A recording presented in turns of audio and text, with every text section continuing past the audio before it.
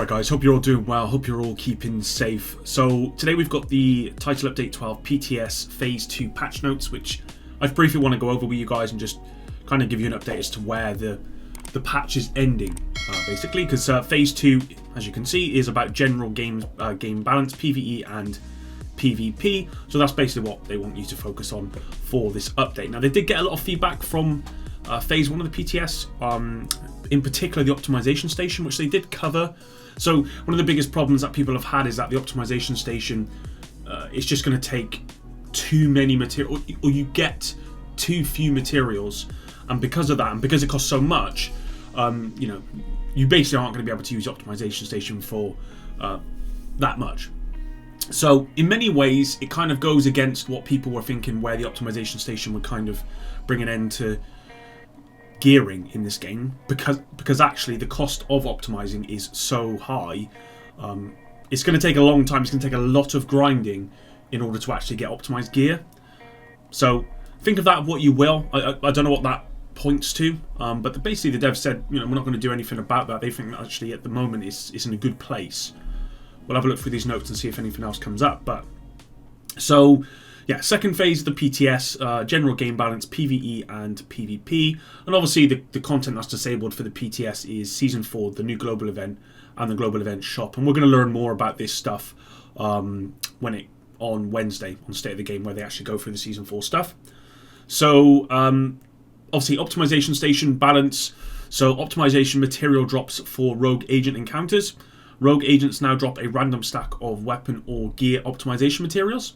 And the final rogue will drop a random stack of tactical assessment materials and a stack of each of gear and weapon optimization materials. So we don't actually know how much these stacks are and how that compares to being able to optimize. Obviously rogue encounters are RNG, you know, they kind of just, they either happen or they don't. What you will find, or what I find, is playing on the harder difficulty actually gives you rogue encounters more often. So I play a lot on heroic, I do a lot of heroic control points, and I find that I get rogue encounters probably every 3 or 4 completions. Sometimes it's more often, sometimes it's less, but I'd say on average 3 or 4 completions I'd get a rogue encounter, normally get 2 rogues. So if these stacks are quite a lot, then I could see actually being able to optimize a little bit more often. But it will depend on how much these stacks are. I'm glad that they've added this to the rogue encounters, just because for a lot of the times rogue encounters, whilst you get, you know, you get drops and you're guaranteed gear, when you've got almost kind of the best, you're not really looking for a lot of gear in the game, which a lot of people aren't at this point, especially if you're doing heroic and stuff. If you're not looking for a lot of gear, then the chances of you getting a piece of gear that you actually need or want is very, very low. But with this change in mind, it does mean that you are guaranteed these materials that you can use towards actually optimizing your gear. So it actually does make rogue agents a lot more rewarding, and I think that's a good thing, because it used to be, there was a time when rogue agents would come about and they were so difficult for a lot of people. There was at one point they were really difficult. They're not as difficult as now as they were before. I can't remember when they made that change, but at one point they were very difficult and you literally didn't get rewarded. I mean, it could get to the point where you wouldn't even get a drop, a loot drop, so people just died from them. They just was like, well, it's not point me fighting them, I'm not going to get any rewards. I think this is going to make that this is going to make rogue agents a lot more important in Season 4, which is really, really good. In terms of gear, the weapon, the PDR, which is the new assault rifle, it's the new assault rifle variant. They buffed damage to be more competitive within the assault rifle category, and this applies to all PDR variants, and that includes the scalpel and capacitor. So the scalpel is the named, I believe it's the named PDR, capacitors being the exotic, which we'll get to. And we've seen what changes were made to this in was it last week's State of the Game? Yeah, it would have been last week's State of the Game. So if you haven't seen that, go check it out. I did cover that. And it looks to be that it's going to be a lot more competitive now, which is really good, because it was really kind of underpowered.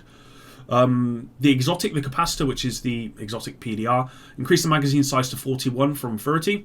Adjusted to be 40 stacks of 1.5 skill damage from 50 stacks of 1 skill damage. So that's a buff. It's less stacks, which is good, because it means it's less time for you to get those stacks, but also if you get all of those, then it basically buffs you up to 60% skill damage, which is an extra 10% over what it was previously. increased weapon damage per skill tier to be 7.5% from 5%. So again, that's quite a huge buff as well. So if you're running, say, I don't know, if you're running 5 skill tiers, then you're looking at what, 37.5% weapon damage. And obviously if you're running 6, that's 45% weapon damage. So this exotic is going to be very, very powerful because not only is the damage going to be in line with other assault rifles, you're also getting a magazine size of 41 up from 30, which is good. And they're not getting rid of the crit damage mod. They're removing the crit damage mod that was on it, 30% crit damage mod, and they're putting it on the muzzle. So you're still going to get that as well.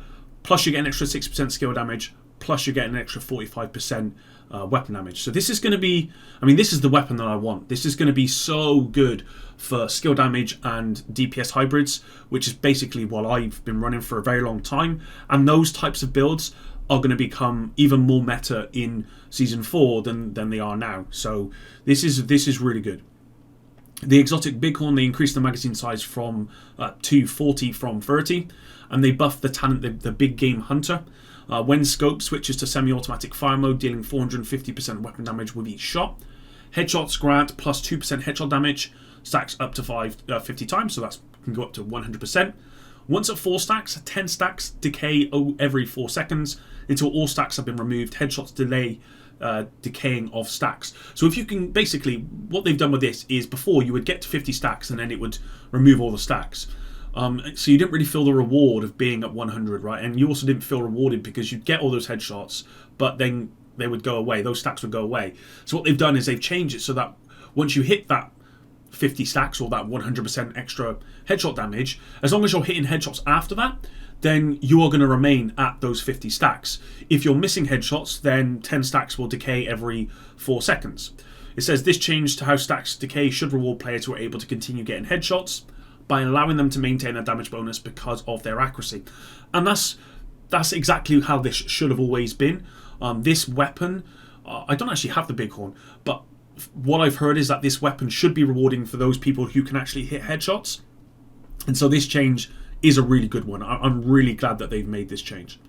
The exotic Scorpio, this actually, going back to the Bighorn, this actually might make me try and get the Bighorn now, because before there was really no point. Aside from just collecting all the exotics, it wasn't that good. But this, I mean, this may see the Bighorn be pushed more into the front. I'm not sure what I'm saying. Exotic Scorpio, adjusted talent, septic shock, shooting a target applies stacks of venom, which lasts for 10 seconds. Increase in stacks adds more severe debuffs to the target. Duration of status effect is based on percentage of pellets hit on applying the shot. It never used to be that way. It used to just be that if you hit a pellet, then you'd basically get the full duration. But now they're changing it so that duration is dependent on how many pellets you hit from that shot. And the reason why they've done that is so that you couldn't.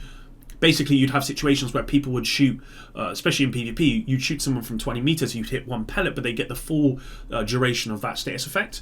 And so, which was wrong, really. The closer you are, the more pellets you're hitting, the more buff you're getting, basically. Or debuff. PvE debuffs, 1 for poison, 3 for disorient, 6 for shock, and 7. Target takes 20% damage from all sources. And then PvP, they made it so that 2 is bleed, because again, what they were finding is that you would hit 1 pellet from someone running away, and it would basically bleed them, which would slow them down. This now requires at least 2 pellets, which means you are going to have to be probably a bit closer and more accurate. 4 for disrupt, 7 for ensnare, and 8 targets take 20% damage from all sources. So we'll have to see how this works. I mean, this is still going to be very, very strong, guys. I'm sure this is still going to be very, very strong, but they made these changes not just for PvP, but for PvE as well. I remember watching EK1 Gaming's video of using this on, I think it was a rogue encounter in the summit. The rogue basically couldn't shoot back because they were completely debuffed, they were poisoned, they were shocked, they were disoriented constantly over and over again. They couldn't fight back. So this is why they've made those changes, basically, to try and not make those encounters so debilitating for the NPC. Skills, repair trap, buffed radius to be 0.7 meters from 0.5. Increase the base healing amount by 25%.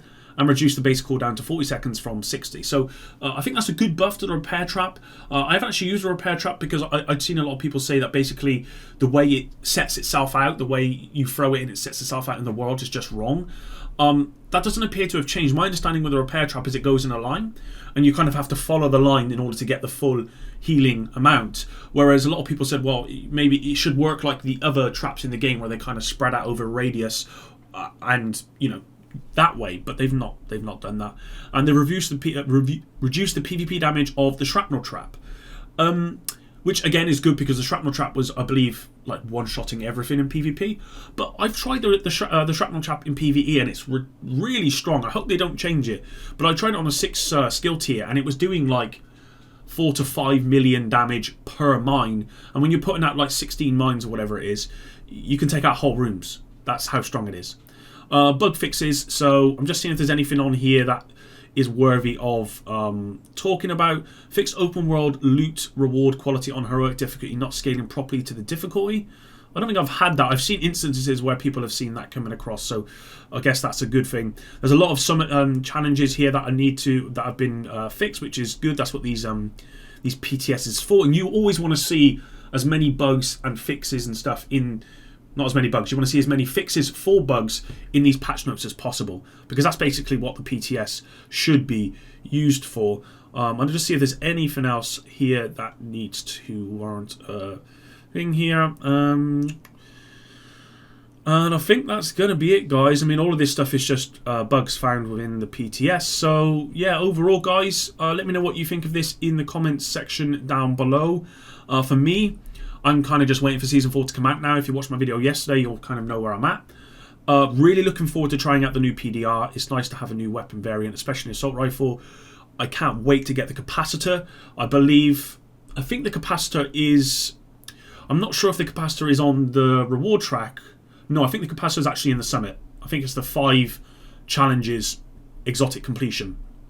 I think that's what it is. I think the Scorpio is going to be on the reward track along with the new exotic piece of gear. So yeah, I'm actually going to have to go into the summit when Season 4 comes out in order to get this, and I will be, because this is one exotic I really, really want and need for my build.